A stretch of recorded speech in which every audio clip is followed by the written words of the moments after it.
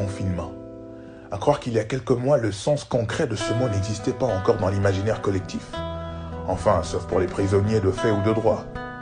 Pendant ce temps, je fais les 100 pas, quand la maison devient une prison. Je lis souvent, oui, je lis ce qu'écrivent les gens. Les uns s'ennuient mais font semblant de ne pas l'être. Mais rien qu'à voir ce qu'ils publient, on se rend compte que la Terre est en train de devenir un zoo. D'autres disent qu'il faille lire, alors qu'ils n'ont même pas osé ouvrir une petite lettre de la poste à 2 phrases.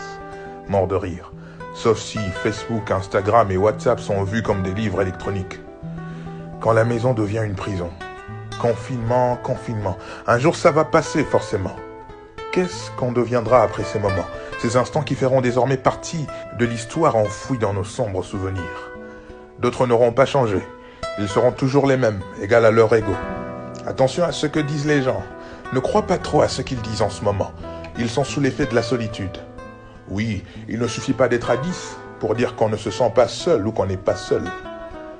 D'accord, lave-toi les mains avec du savon, mais ne mouille pas tes priorités sinon.